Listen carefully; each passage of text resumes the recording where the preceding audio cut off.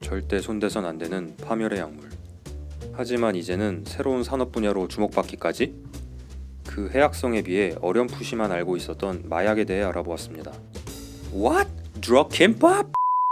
마약은 그 효과에 따라 크게 흥분제, 억제제, 환각제의 세 가지 종류로 구분합니다.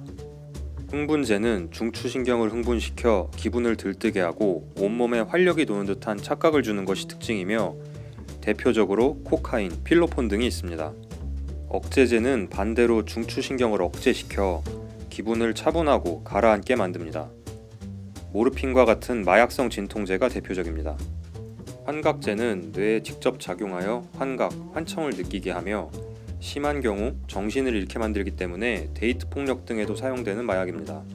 버닝썬 사건 때 물뽕이라 불리우며 유명해진 LSD가 대표적인 환각 마약이죠.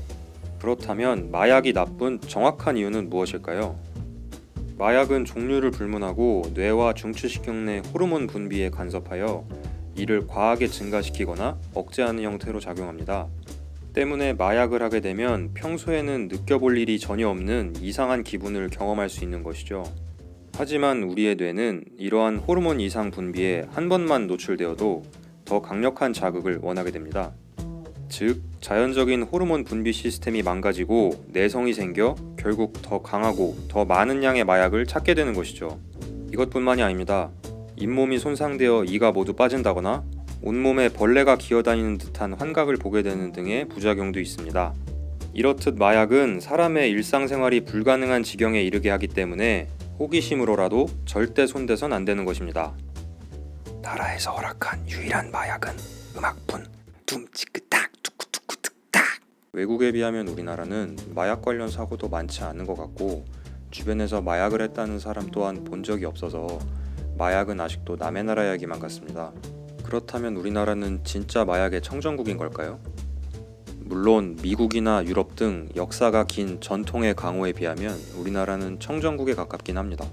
하지만 클럽 같은 유흥업소에서 예전보다 더 많고 다양한 종류의 마약 거래들이 적발되고 있고 최근에는 법망을 피해 SNS를 통해 거래하는 경우도 많아지고 있다고 하니 우리 모두 경각심을 잃어서는 안 되겠습니다. 최근 미국에서 가장 핫한 비즈니스를 꼽으라면 마리화나, 즉 대마초 사업이 빠지지 않습니다. 대마초로 합법적인 사업을? 그게 가능하다고?